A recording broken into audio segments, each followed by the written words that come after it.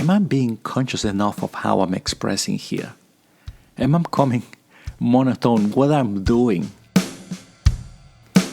The pure communication from someone with ASD, someone with neurodiversity, no filters, no editing, free flow of thought.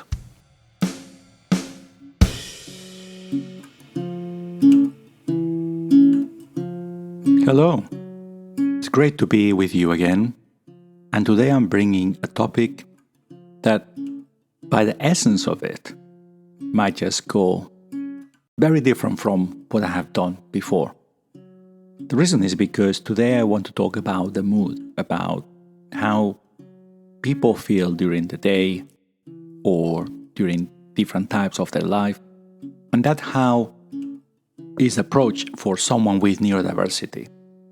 So yes, it's going to be maybe moody, maybe revealing, and more than anything else, opening up the point of view in terms of how someone with neurodiversity feels and expresses to other people.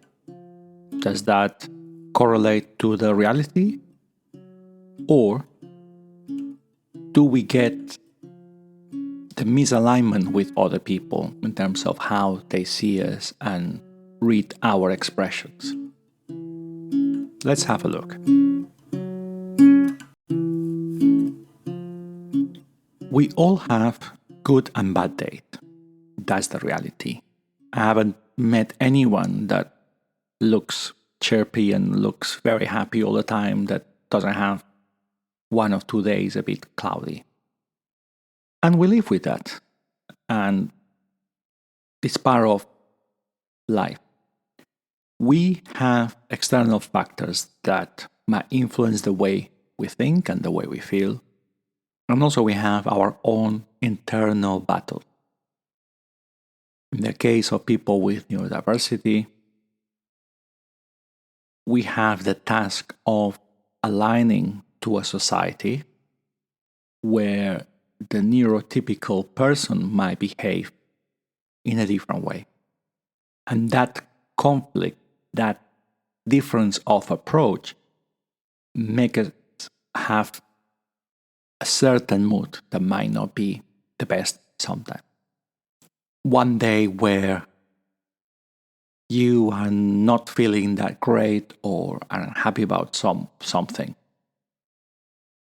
naturally, your facial expression is going to be more rigid. You're not going to be smiling. Obviously, you're going to be portraying your feelings with your body to external people.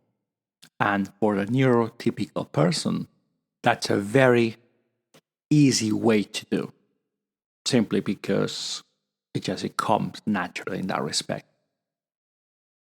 For someone with neurodiversity, and in the case of ASD, that connection is a bit broken. Our expression, our facial expression, the way we talk, sometimes is not as rich, is not as expressive as other people. And that makes the communication being misunderstood in some cases. As an example, when I'm not in the mood, for whatever reason, I talk very little.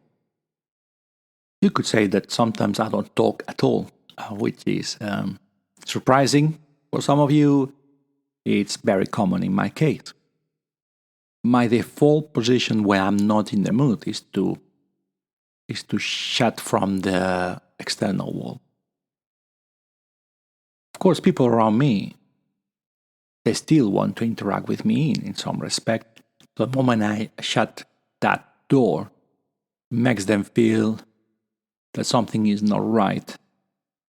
And as an instinct, when I'm very focused on one activity, when I'm really engaged with something I do not get my body to reflect my joy. To the extent that from someone outside, Even if I'm enjoying something, my face might not be showing. At least it's not shown in an unconscious way. And that creates problems. When you are with someone who has an expression, a tone of voice, or any hint that makes you wonder if that person is maybe unhappy, annoyed, sad, and you don't know what was the reason for it, it is worth asking. Could be someone with neurodiversity that does not come to the terms of expressing in a verbal, in a facial, in a physical way how they are feeling inside. Unless we do it consciously, it's not going to happen. Now, that for some people is shocking. There's a lot of a stereotype of people with ASD that don't express themselves, that they just behave like robots. I have heard all sorts of things. Partially, we are partially to blame about that. If I don't express myself, I'm the one to be blamed because I'm the one who can make that happen. If I'm interacting with anyone, if I'm with a society, it is my duty to make sure whatever is in my mind comes to the expression so people know where I am. It is linked a bit with empathy. We empathize with people based on how they look or express themselves, simply because we cannot get to their minds straight away. It is as if you had the screening showing you what might be happening inside.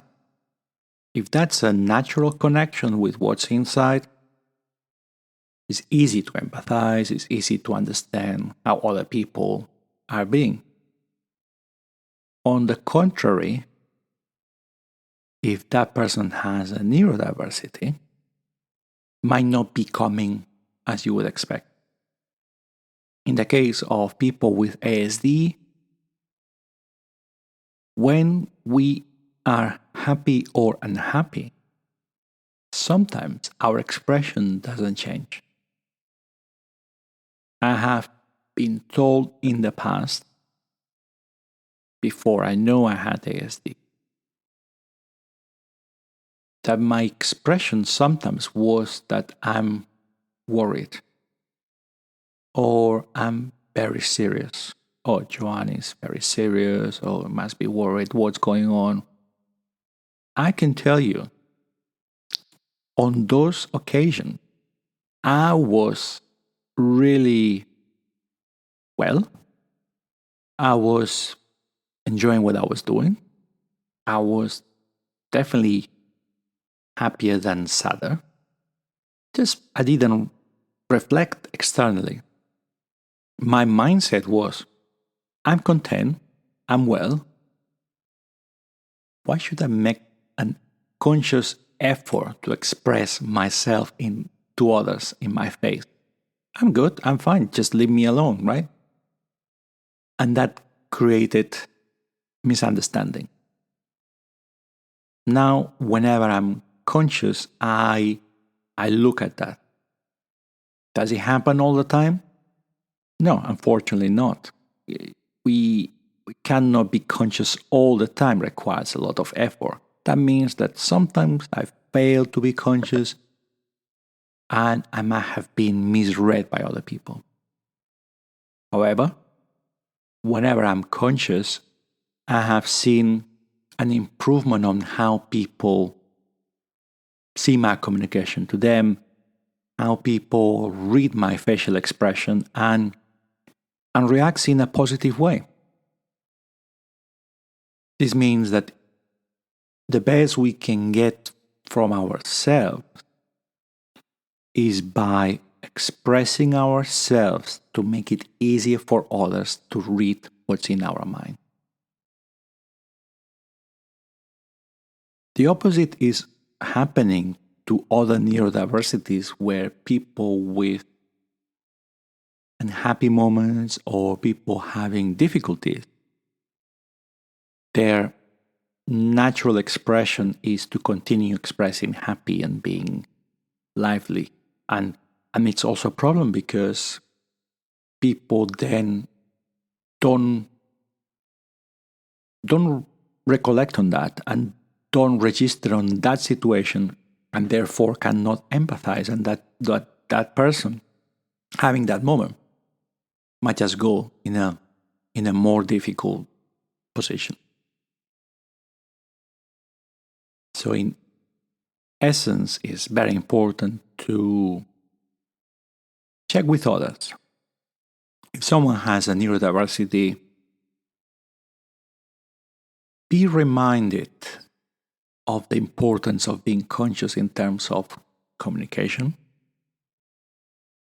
If someone is neurotypical and is surrounded by other people with neurodiversity, just check in if there are changes in expression or lack of changes of expression. It might be that you see that person every day with the same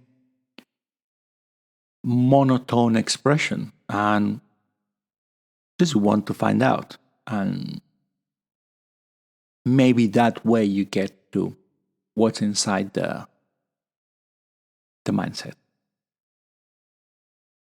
It is an area where the more I have been doing, the easier it becomes. This podcast I'm recording is a good example. I look to have a richer way of expressing myself simply because otherwise it will be so monotone that it will be unbearable. Now, some of you might be thinking, well, you are achieving that most of the time, so you better change. And possibly you are absolutely spot on.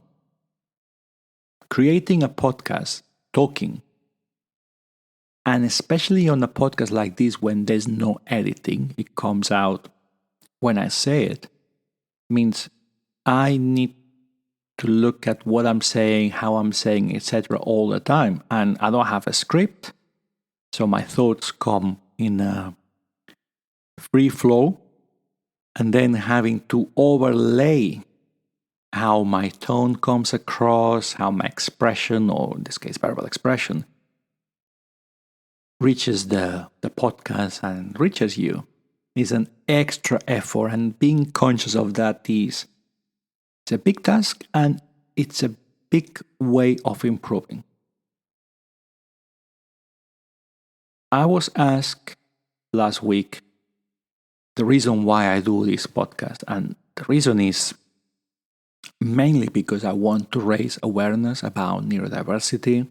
I want people to be aware that there's richness in our society coming from having a neurodiverse population. And it's also to make myself out there to improve. So that's my byproduct of this podcast. It's a recording that over weeks will evolve, and who knows to say if this is another way for people to reflect on what they do. I know some people write diaries or write blogs, and then they go back how they wrote before, and it's like, wow, such a big difference. I've seen that in my presentations professionally when I look at some of the documents I produced 5-10 years ago, and I'm thinking, wow, such an improvement I have done in terms of how much more laser focused I have become in terms of what I do. talking might be the same. If you have a neurodiversity and are not satisfied with your interaction with other people because you feel disconnected or you feel misread, maybe as a suggestion, you can look at how you express yourself. Maybe record yourself with a video and then look it back. Maybe record your voice. Maybe write it down what you're about to say. See what happened. Time helps a lot. The moment we forget about something we have done, we can go back and see in a different perspective, because the expression of ourselves, who we are in the future, is going to be different from today. And that's a good way to think how we can all get better at our everyday life by being more conscious of ourselves and how other people see it. That was the podcast for today, talking about mood, talking about how people with neurodiversity express themselves. As I was recording in the back of my mind, at some point I was thinking, am I being conscious enough of how I'm expressing here? Am I becoming monotone what I'm doing? Am I just saying, it's very important not to be monotone? Have I been monotone? As you know, I'm not editing this. I will probably have a look much later in time, after it has been published, after it's out there, and how beautiful it is, in a way, that you come to listen to what I'm saying. If you find it useful, if you find some reflection that really helps you or you like, I'm very happy for that. It is a two-way communication. You can leave comments on the podcast or social media where I'm also posting this. And this is one podcast where you are getting and will continue to get the pure communication from someone with ASD, someone with neurodiversity. No filters, no editing, free flow of thought. If that's something that continues to make you happy and bring you joy, it also does. Have a great day. Continue to consciously look at a better life and embrace neurodiversity. It's a way to enrich our life. Take care.